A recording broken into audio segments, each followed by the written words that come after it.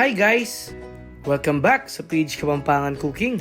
For today's cooking vlog, magluluto tayo ng sinigang na bayabas or bulanglang sa Kapampangan. Tara, samahan nyo ako. Simulan na natin. Gagamit tayo dito guys ng 1 kilong liempo. Ilagay na natin sa ating kasirola at lagyan natin na siya ng asin, tubig. Ayan guys, at papakuluan muna natin yan.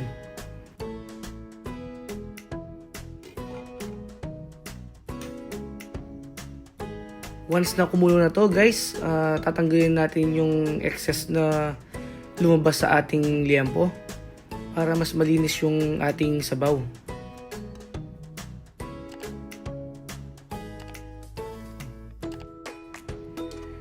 Ayan guys, itatapon lang natin yan.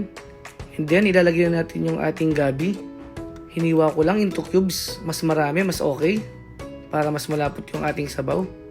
Pagkatapos, tatakpan lang ulit natin yan at papakuluan natin ng mga 20 minutes. After 20 minutes, ilalagay na natin yung hiniwa nating sibuyas. Maglalagay na rin tayo dito ng Mamasitas sinigang sa bayabas na powder. 40 grams sachet yung gagamitin natin guys para mas malasa.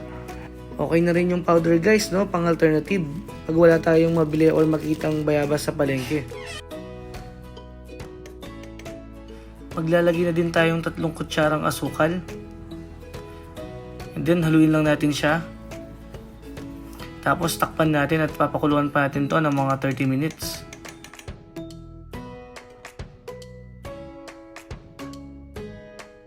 After 30 minutes, malambot na yung ating karne. At medyo nadurog na rin yung ating gabi. At this point, pwede na tayong maglagay ng gulay. Ilagay na natin yung ating kangkong. Depende na sa inyo kung gaano kadami ang gusto nyong ilagay. At saka yung ating sili na green. Pwede rin maglagay ng okra. Depende na rin sa inyo yan guys. Ayan, medyo ilulubog lang natin siya ng konti sa sabaw.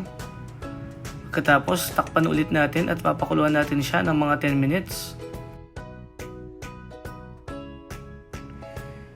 Ayan guys, after 10 minutes, luto na yung ating bulanglang or sinigang sa bayabas.